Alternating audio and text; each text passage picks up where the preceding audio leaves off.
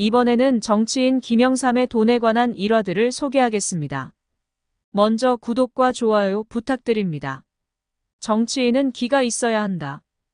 기가 강해야만 사람을 끌어당기는 흡인력이 있다.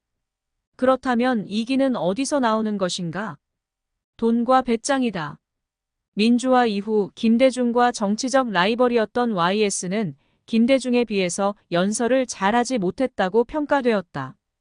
경상도 사투리를 지독하게 사용했고, 특히 연설에서 청중들의 호응을 얻어야 할 구간에서 톤을 잘 조절하지 못했다. 그래서 대부분의 사람들은 YS가 사람들과의 대화에도 어눌할 것으로 생각하는 경우가 많았다. 그러나 YS는 확실히 사람을 끌어당기는 흡인력이 있었다. 첫째, 풍기는 기운에서 상대방을 밀어내지 않고 받아들이는 기운이 있었다. 적어도 차가운 기운을 지닌 정치인은 아니었다.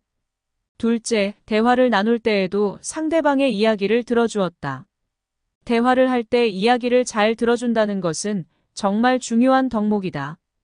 대부분의 정치인들은 자신의 신념을 상대방에게 설파하고자 이야기를 듣기보다는 자기가 말을 하는 시간이 훨씬 많은데 YS는 그러지 않았다고 한다. 그래서 YS를 만나서 한자리를 바라던 유색객들은 YS가 하도 이야기를 잘 들어주어서 대화를 마치고 나오면 잘 될 것 같다라는 느낌을 가졌다고 한다. 셋째는 돈이었다.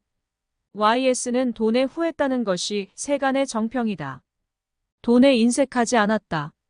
참모들과 식사를 하고 나서 계산할 때에는 자신의 지갑을 통째로 참모에게 맡기는 습관은 정치인들 사이에 널리 알려진 이야기다.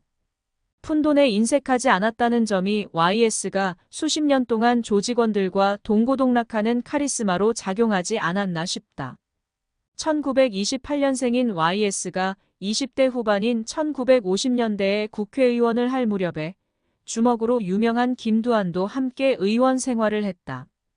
김두한은 1918년생으로 YS보다 10살이나 많았다. 그런데도 두 사람은 배짱이 맞았다고 한다. 왜냐하면 YS가 정계에 입문하였을 당시 동료 국회의원인 김두한을 다른 의원들은 깡패 출신이라며 꺼려했지만 YS만은 그에게 스스럼 없이 다가가 이 작은 손에서 어떻게 그렇게 강한 힘이 나오냐며 친근하게 굴었고 김두한 역시 젊은 YS에게 큰 호감을 가졌다고 한다. 후일 YS가 회고하기를 김두한 의원이 꼬봉들과 술을 한 잔 먹게 되었는데 돈이 없다고 돈 좀 달라고 했다. 그때 나는 늘 돈을 좀 가지고 다녔다. 돈을 주면 진짜 밤에 술을 먹는 건지는 모르겠지만 매일 국회에서 돈을 달라고 했다고 하며 웃었다. YS는 그때는 내가 술도 마시고 담배도 피울 때인데 김두한 의원이 술을 먹자고 해서 가면 늘 술값은 내가 냈다. 그때 김두한한테 내가 돈을 많이 썼다며 증언했다.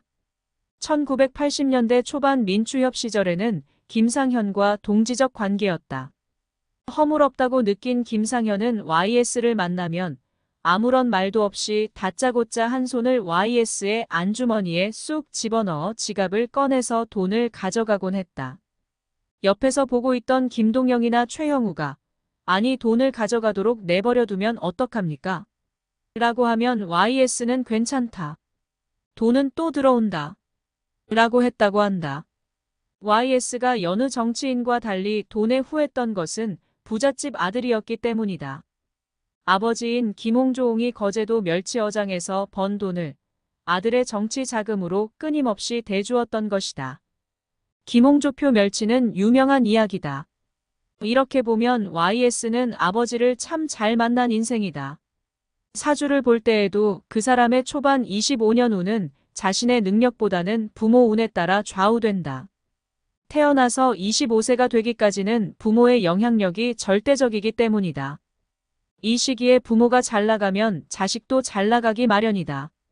YS는 이런 복과 운과 사주와 배짱을 가지고 있었다. 그래서 대통령이 되었다. 구독과 좋아요 부탁드립니다.